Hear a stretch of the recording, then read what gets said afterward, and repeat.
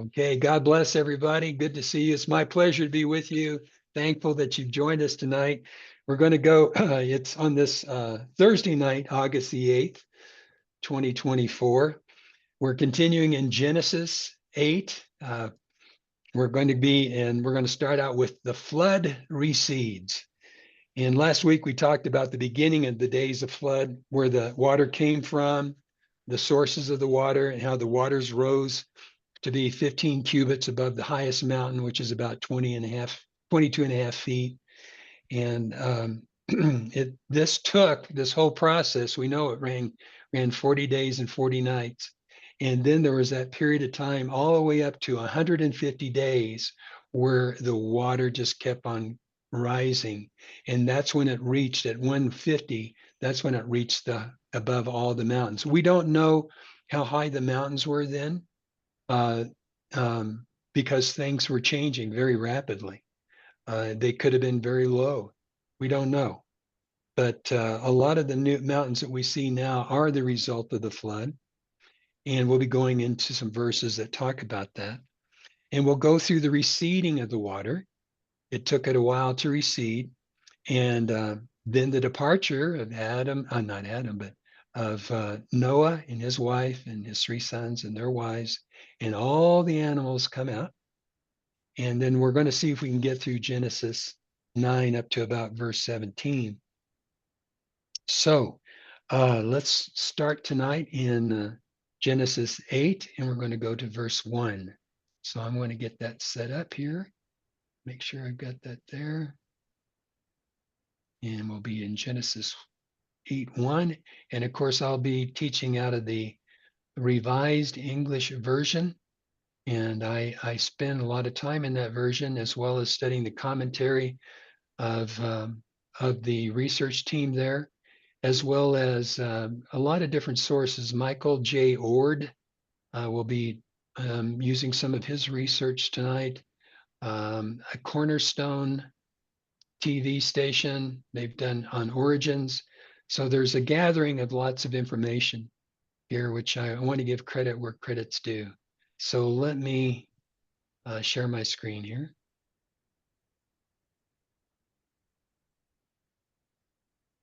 And here we are, Genesis chapter 8, verse 1, the flood recedes.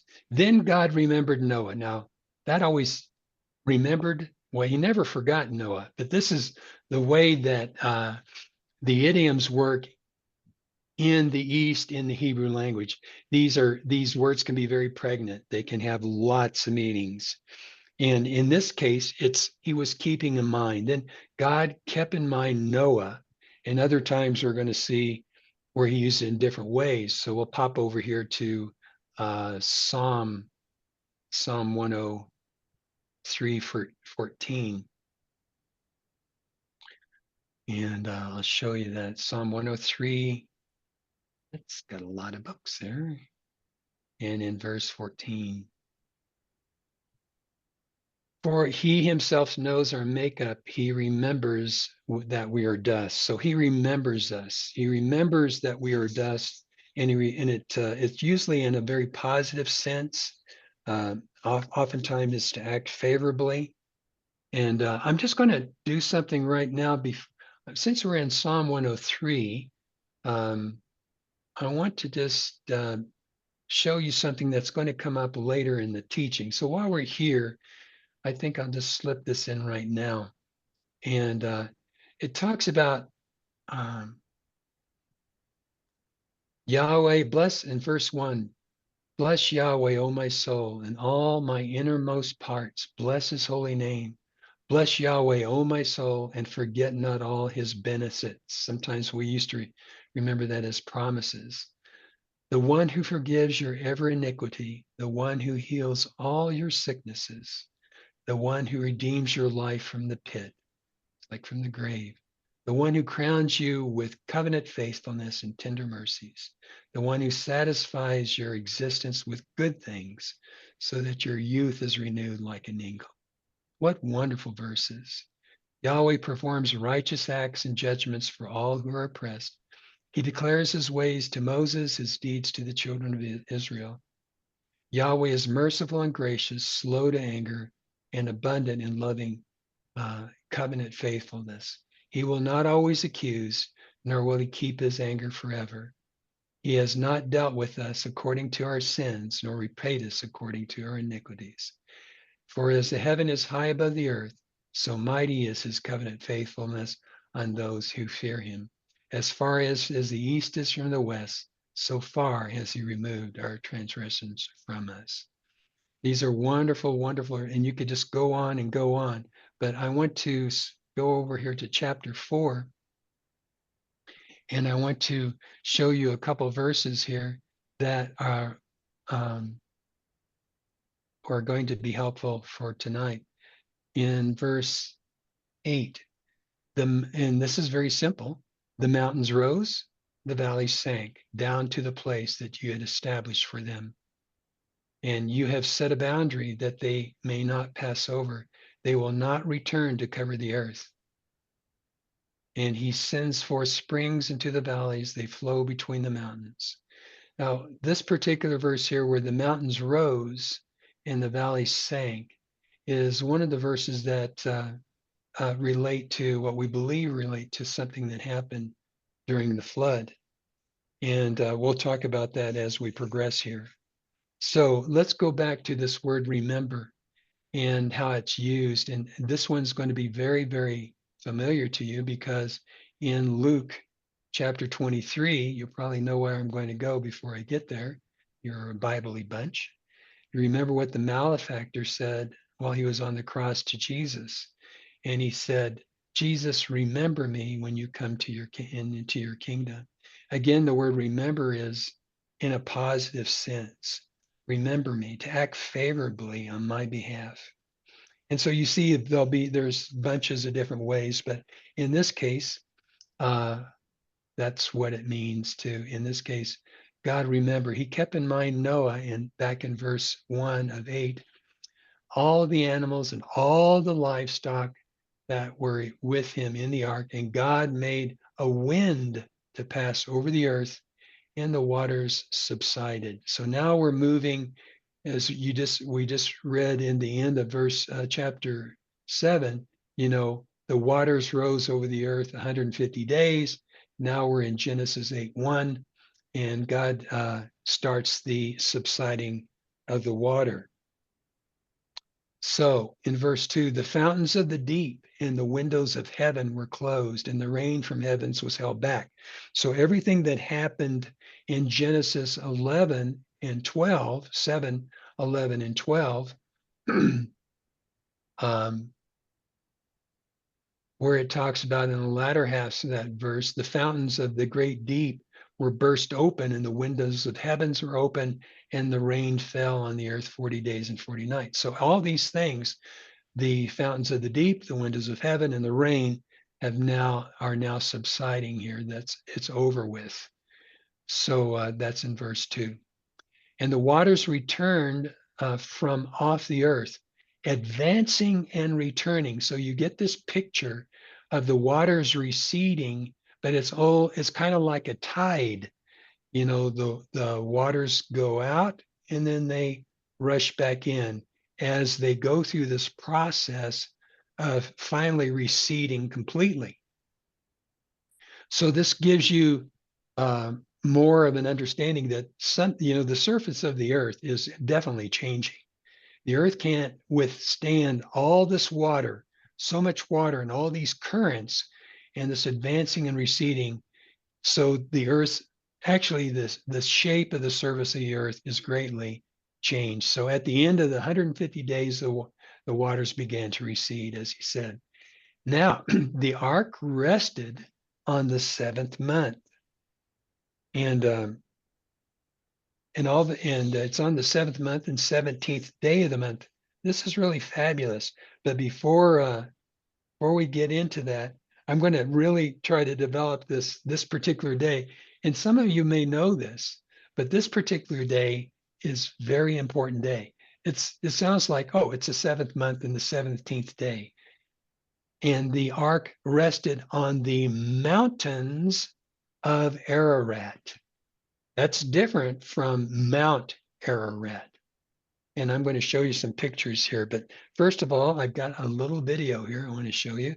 And this is going to be by, I'm going to stop sharing a minute so I can get this tuned up and make sure I'm on the right one, because I got a couple here I want to show tonight. And this one is, yeah, this is the one I want to share. Now, this will be Tom Orr. He's from Montana.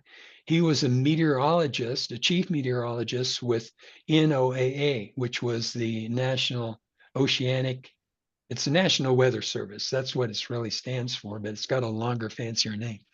And he has got his master's degree in studying meteorology and beyond. And so he has written a book called Noah's Flood, The Reshaping of the Earth, a bunch of others. He does a bunch of seminars and teachings. I recommend him. You can find him on YouTube under Flood Geology. I'm going to be sharing just a sample of episode 4 here. And he's very quick. And he uses terms that may not be familiar, but try to just get a kind of a picture, grab what you can. And then if you're really interested in it, you can go back. And if you need help finding these videos, I'll help you with that. So I'm going to share my screen now and then start this video.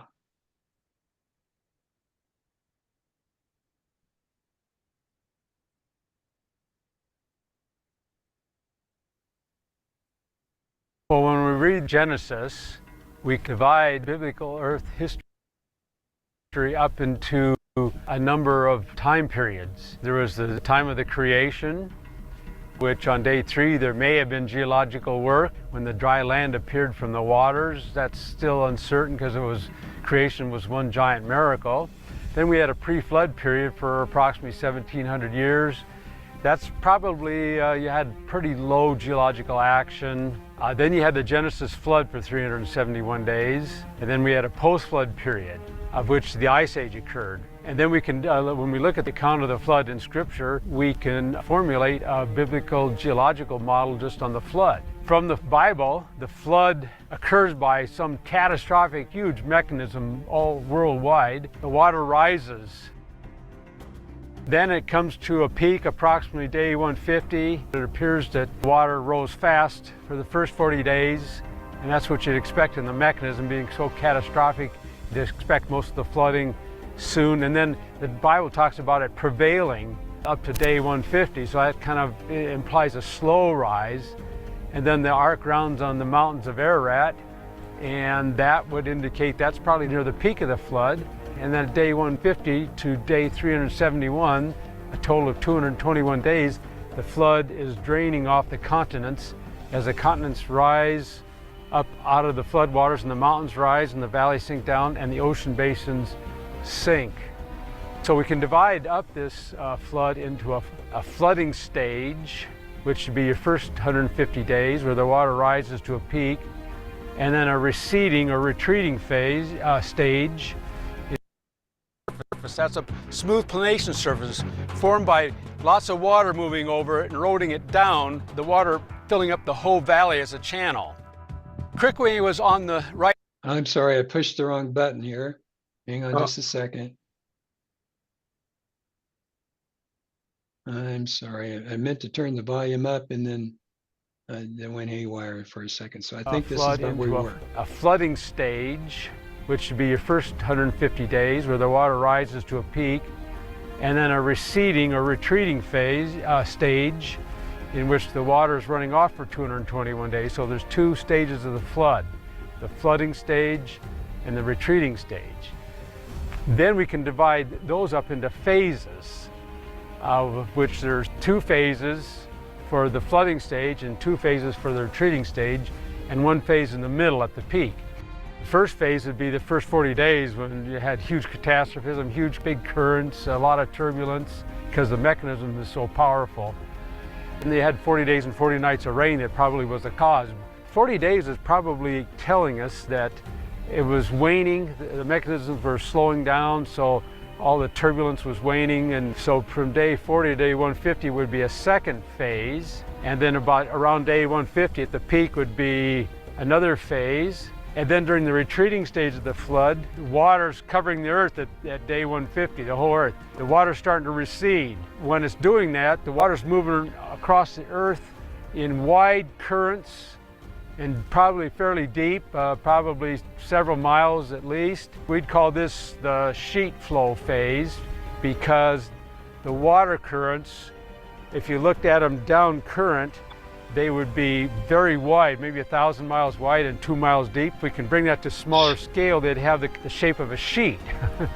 Very thin and wide, so we call it sheet flow. But as more mountains are exposed, either they rose up or the water's decreased, and plateaus were exposed also, the water's forced to channelize around these. Then we switch from more of a sheet flow to more of a narrow current, and we'll call this the channelized flow phase. Now each of these two phases during the retreating stage of the flood erode the continents in a different style. Sheet flow generally will erode huge areas and cause planation surfaces and transport resistant rocks from that erosion process long distances. During a more channelized phase, different features are formed, and these features are superimposed on the features already produced during the sheet flow phase. And these would be canyons, valleys. After you've already eroded a lot of material, you form the canyons and valleys during the channelized flow phase. And when you're forming canyons and valleys, and in some valleys, the flow was going so fast you form planation surfaces along the edge called pediments. Also, where water was going perpendicular to ridges, and channelizing, it cut water gaps all the way down to where water's running through the mountains or the plateau or ridge, and you cut wind gaps that aren't cut far enough down. And also, as the material eroded during the sheet flow phase in wide currents, gets deposited along the continental margin. It's just taken clear off the continent, and it forms the thick sediments of the continental margin, of which the profile is called a continental shelf at the top, and then you have a drop-off called the continental slope. And off of some continents, you have a gradual descent into the deep sea, and that's called the continental rise. And those sediments, of which sometimes they're 15 kilometers, 20 kilometers thick off the east coast of the US, for instance, 25 kilometers thick in the Gulf of Mexico, just thick sediments from the runoff of the continents form the continental margin sediments that are, it's like a bathtub ring all around the continents. This bathtub ring extends way out. Continental shelf can go out hundreds of miles. If you can drain all the ocean water and see the geomorphic features of the surface, this would be the most conspicuous geomorphic feature on the Earth, is the continental margin. That was deposited during the sheet flow phase. But during the channelized flow phase, the current sped up and channelized and cut submarine canyons. Okay, that's as far as we're going to go on that one. And he does a review on this, but I think we'll stop there. I thought that was pretty interesting on the planation and the continental shelf. You know, we've ever since you've been in grade school, you've heard about the continental shelf. You know, and we looked around it. It's very wide around Florida, and it's just who knew that was caused by the sheeting action, the erosion caused by the waters rushing off as the mountains were rising and the basins were sinking. The water was receding, so dry land would appear again, and it would take that soil with it, and it made that shelf. And as you looked at the shelf, you could see valleys. You could see where the water had flowed through the shelf as it is moving into the basins. It's so obvious this was caused by a global flood. I mean, you have to be pretty hardcore to deny that, you know. So I think that's a wonderful, wonderful.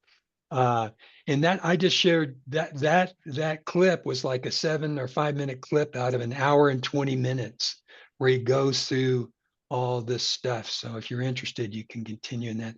Now I've got a couple more pictures I want to show you here that I think are interesting. Let me close this. Do my behind the scenes stuff. Exit that out. And then I'm going to go into photos. And I'm going to go very locally here because this is almost in my backyard. This is just out of Taos, where I go every Tuesdays to buy groceries. And outside the Taos, we have our version of the Royal Gorge. This is the Rio Grande Gorge, and this is in this instead of the Colorado River in our version of the Grand Canyon. Instead of the this is what we have. And the point what I'm saying, he was talking about that channelized flow, and then you can Yeah. see how flat it is up here. That's that planation. So eventually, when these large sheets of water started to recede toward the ocean, this is all flat. Then, as the water continued to drop, they started to cut channels in it, and that's how we got our Rio Grande Gorge here. And this bridge is about 800 feet, I think it is, from 800 feet above. You can't see the river down there, but I've been on this bridge many times, and you can see how that. So that's kind of interesting. And I just, with when we saw Brad's backdrop when he was showing the picture with his dog and all, you could see how flat it was. And when anybody who's been in Kansas or Oklahoma, flat as a pancake. You can almost see the curvature of the earth. There's a point where you just can't see beyond the horizon. It's like looking at an ocean of dirt, because of that sheeting. And so, and then you kind of understand how we get these buttes, these plateaus. Why is all of a sudden everything flat up here and then everything gone below? It's like eroded. So you get these planation surfaces and then you get this channel cutting and it leaves these plateaus everywhere. And then you've got these valleys in between. These are just fingerprints of the flood everywhere. Everywhere you go, if you look, you'll see it. And now that you've taken this, I bet you'll start looking for more because once I got into this, I can't go for a walk without looking at the rocks now. How did that happen? Yeah, I can see that. That was from continental shift. You know, that's got to be tectonic shift. So it's just really neat. So I wanted to show you that. And we looked at that chart, and I think that chart's very good. I'm going to show you, I'm going to take just a moment to show you a little bit more of that. I think I can grab that pretty quick here. I'll go back to this gorge thing. I think I have it. Where do I have it? It's here. You get to see all my background stuff. Nope, I'm not coming up with it. Is it there? Nah, can't find it right now. But anyhow, you saw how that was the 150 days, and then surprisingly, we're going to go back to Genesis 4 or Genesis. This is going to be in verse back to our chapter where we were in 8, and then we're going to go to verse 4, and I'll start sharing my screen again.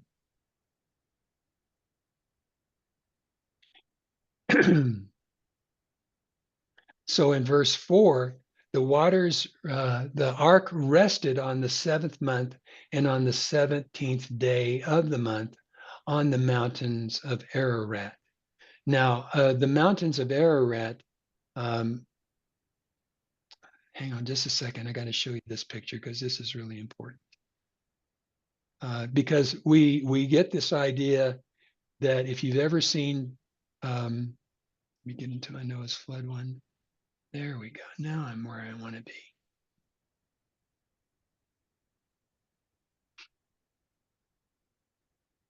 Okay. So now I'm going to share, and this will be this. These are the Mounts Ararat. This is the greater Ararat mountain, and this is a lesser Ararat mountain. And this is in Turkey. And these are volcanic. And so these have gotten the credit of that Noah's Ark rested on one of these. And when you first look at it, you think, well, how precarious. That's what I thought. It's a volcano.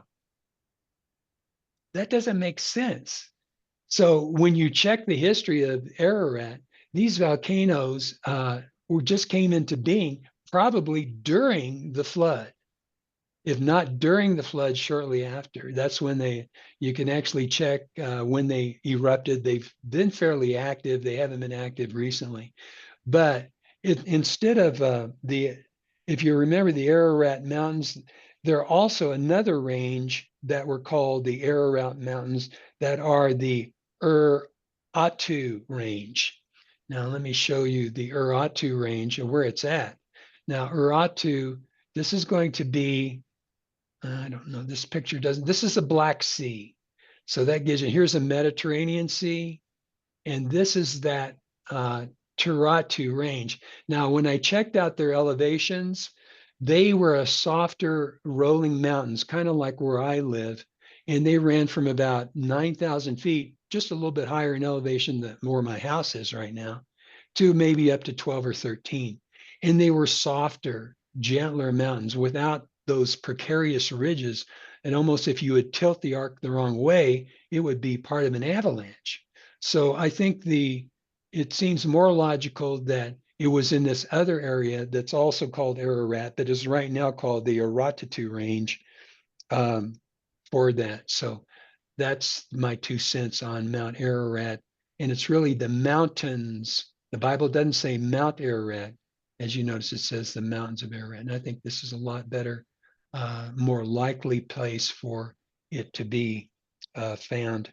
And people say, well, can we still find it? And I kind of think not. And people said they found it, and that's fine. But my guess is when when Noah and his family came off, it's very likely that they lived there for a while. They just gotten out the boat. We're going to sleep tonight. Well, let's go back and sleep in the ark. Huh. Time would go by, um, and then maybe they took the ark apart to build structures.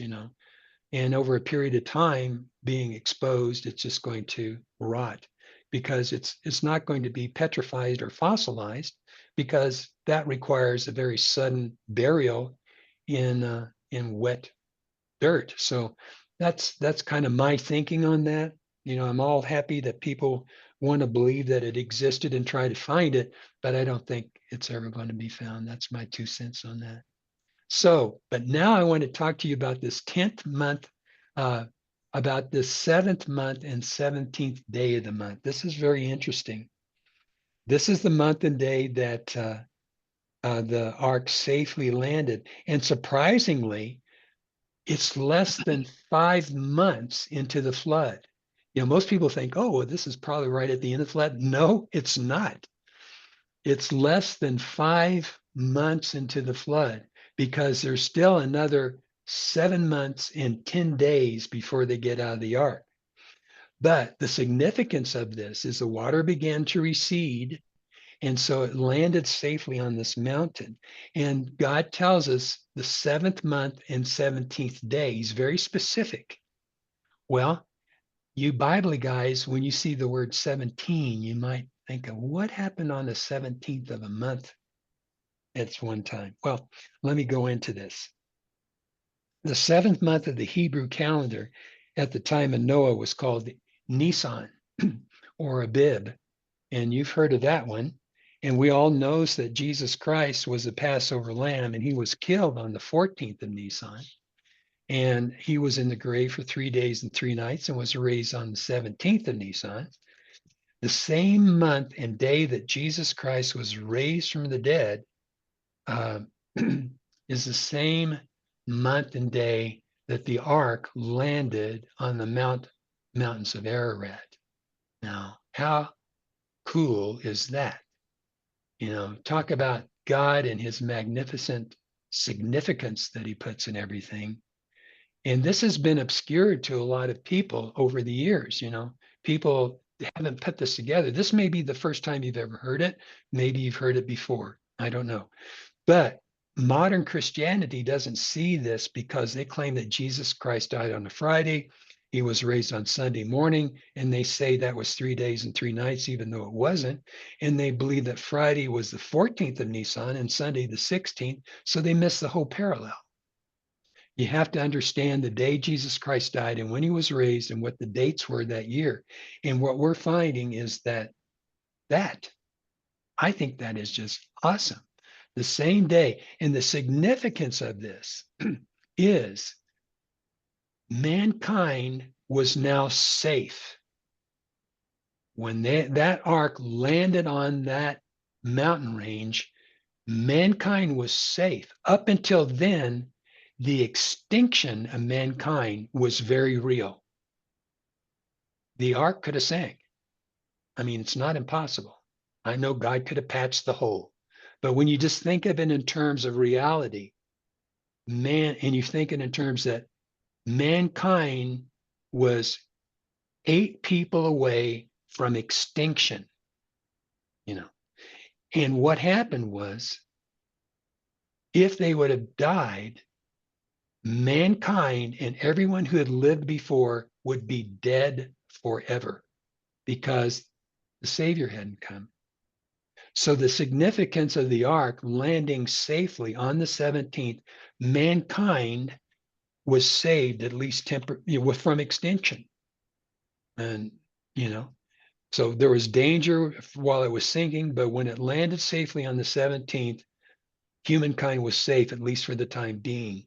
And Jesus was still in the future, and mankind was still in jeopardy again until he completed his work and was raised from the dead. And then that happened, mankind was made fully safe from everlasting death. So I think those are wonderful parallels and significance of the ark landing safely. And there's going to be another parallel. Now, I think that's amazing. But okay, Noah is now going to stay in the ark for 7 months and 10 days. 7 months and 10 days. Him and the animals are on this mountain range. God hasn't given him the go ahead to go out. There's still a lot of water out there. And during that 7 months and 10 days, while the flood waters were receding, eventually the earth would dry out and become fit for human life again, right? Now, the parallel here is as Noah waited on the ark, we are now waiting for Christ's return to set up his kingdom.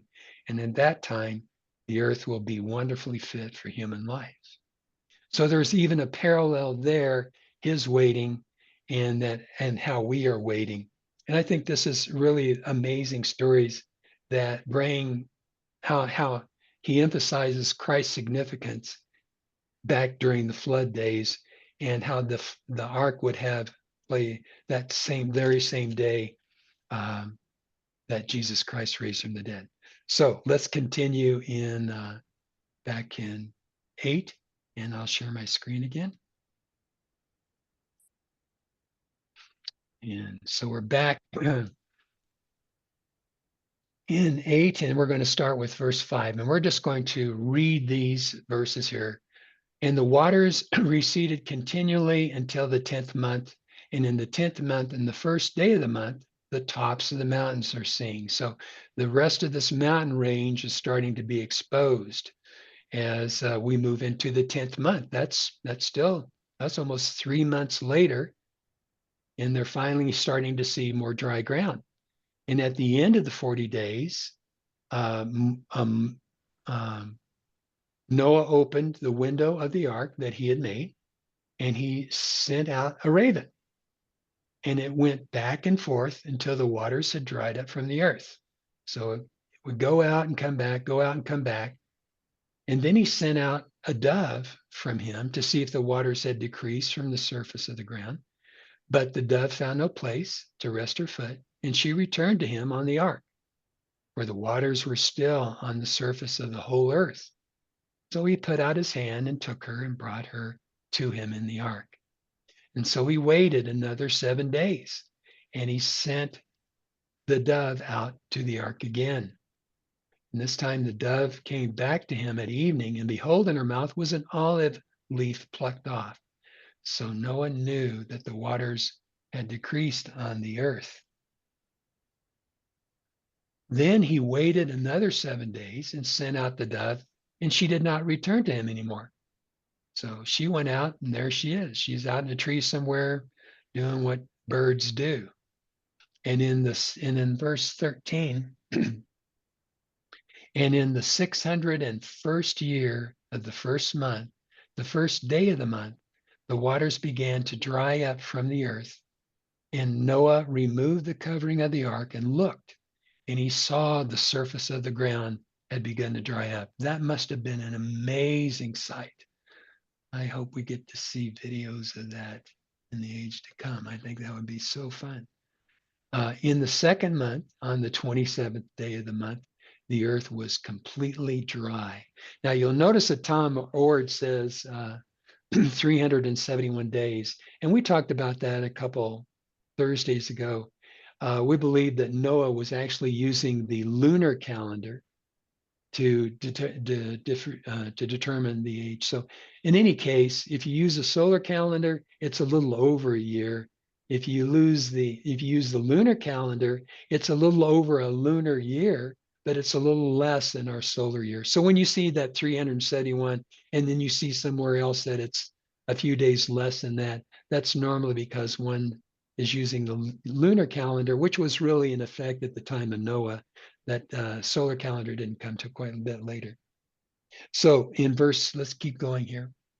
So it's drying up now. So then God spoke to Noah saying, go out of the ark. Now this is really nice. Noah didn't have to decide when to go. I'd be thinking, should I go yet? Is it okay? But Noah didn't have to think that. He just had to wait. And God said, go out of the ark, you and your wife and your sons' wives with you. Bring out with you every living thing that is with you, all flesh, including birds, livestock, every creeping thing that creeps on the earth, that they may increase abundantly on the earth and be fruitful and multiply on the earth. So Noah went out with his sons, his wives, and his sons' wives with him. Every animal, every creeping thing, every bird, every whatever moves on the earth according to their families. We talked about those families being kinds, went out, and we're talking about there's probably around 7,000 animals. Could have been around 7,000 animals on the ark, and I forget how many species, how many kinds. I think it was 1,000 or so. I forget. Noah, then what he does, they're all out of the ark now. And so Noah builds an altar to Yahweh.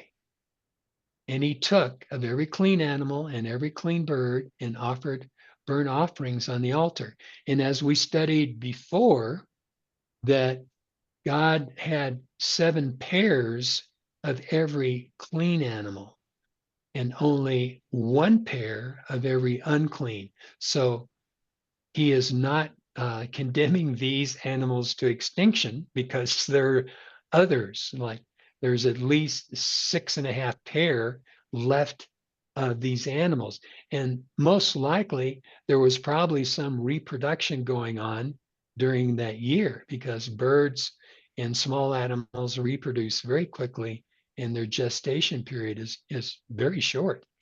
So he could have had a flock of birds by then of different kinds and bunches of different animals. So anyhow, he built this altar and he did these offerings, and God smelled the pleasant aroma. And God said in his heart, I will never again curse the ground. Remember when he cursed the ground?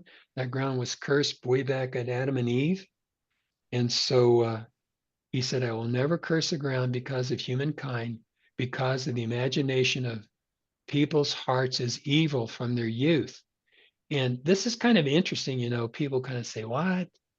I thought that was back in the Nephilim time. No, yeah, Nephilim time, that was like evil in their hearts to the 10th power. It was monstrously evil. Every imagination was evil continuously. But in this case, we've got the imagination of people's hearts of evil from their youth. This is an interesting distinction. So, the imagination of our hearts are, let's take a quick look here at, we're going to go into Jeremiah chapter 17, a verse you're probably familiar with. And, a verse that I kind of cringed when I would read it and say, oh no.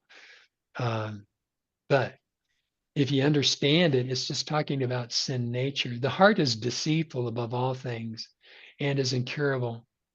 If left alone, who can know it? So this is the natural man heart, that's the old man, the sin nature man.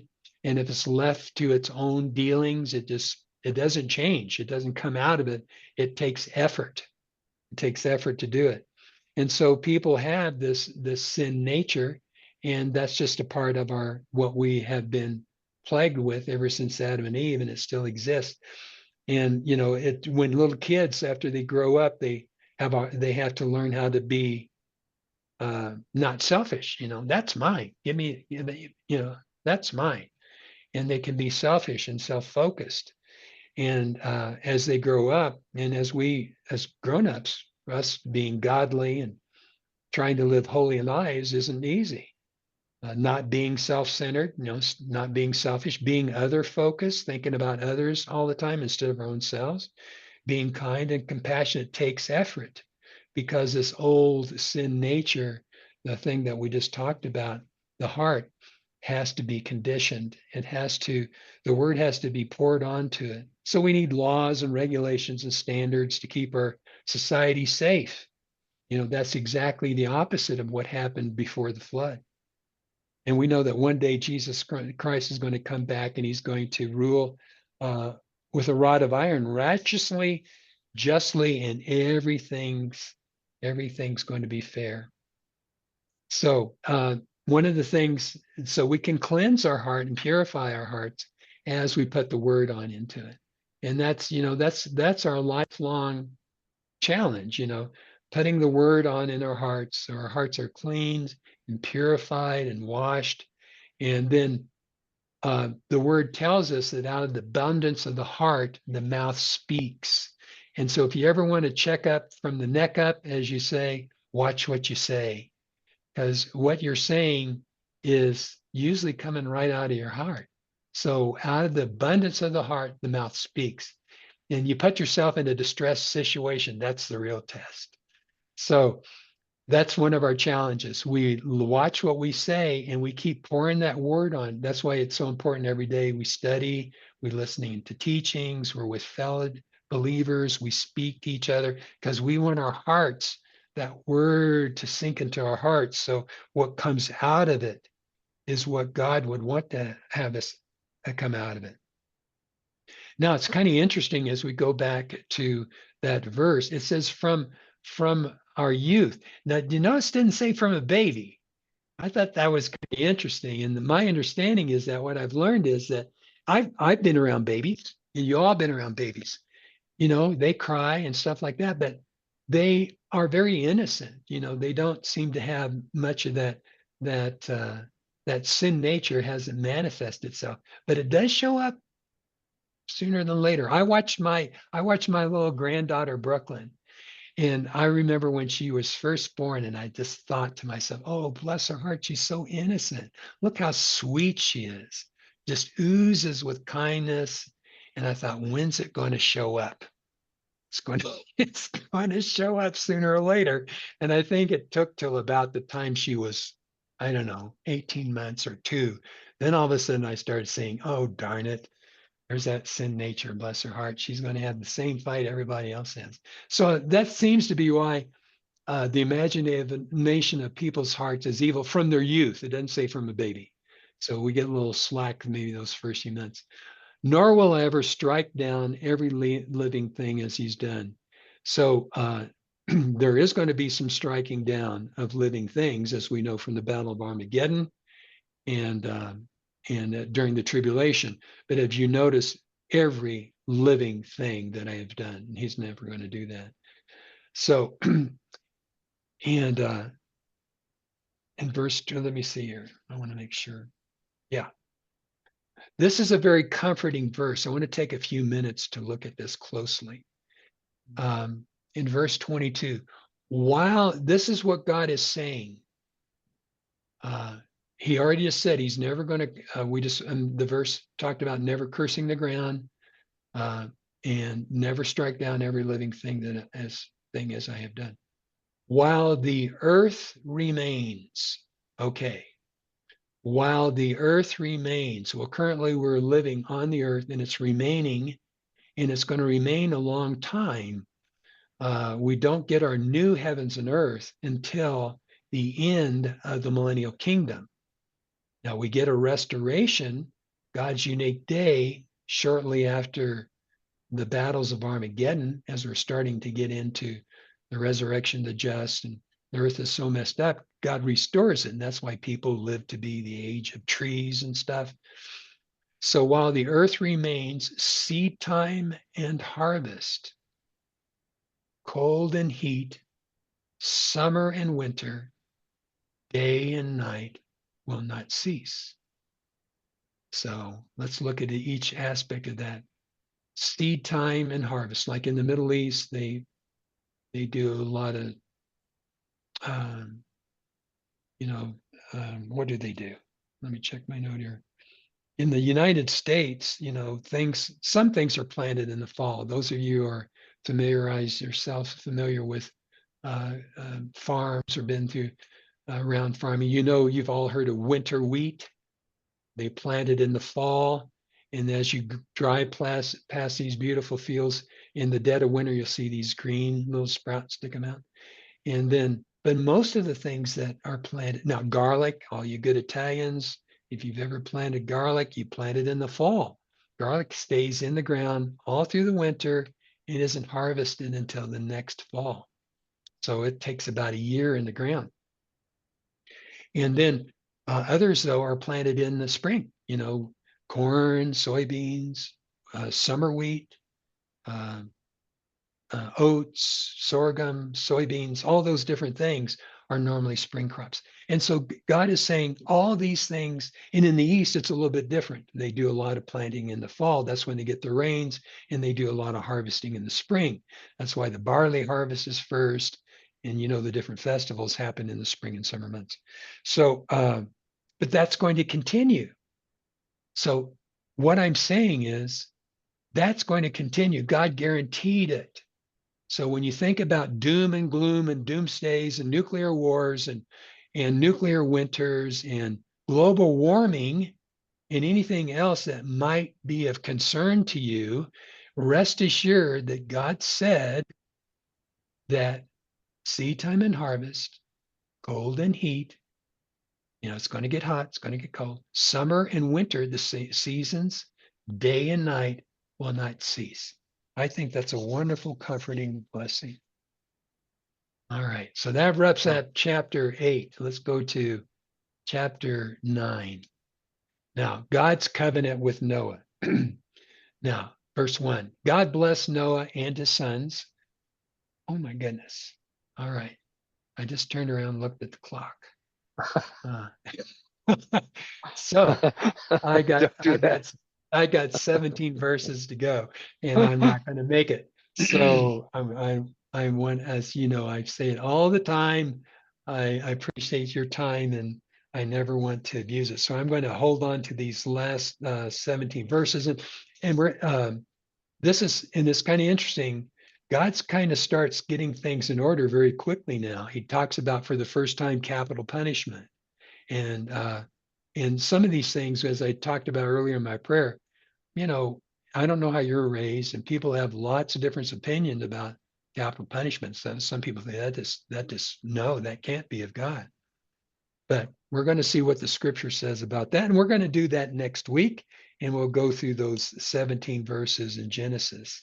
But I think that's it for now. Heavenly Father, Lord Jesus Christ, thank you for your love, your blessing, your goodness, how you care for us, all the wonderful things you do for us, and how you bless our lives, how you keep us safe in every situation, and how we get to see how you moved, how you put so much heart and thought into the details of life, how you cared for Noah and his family, how you, of all days that ark could have landed, on Nisan the 17th, the same day that you raised your son from the dead.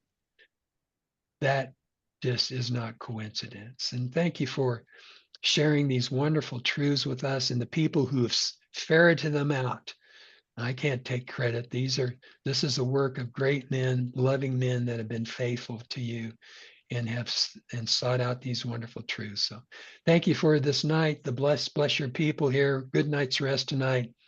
Wonderful weekend coming up, and all the blessings that you bestow on that we don't forget them all, that we remember your benefits and your blessings. Thank you for this in the name of Jesus Christ. Amen. I'll stop recording. Oops. Give me just a second here.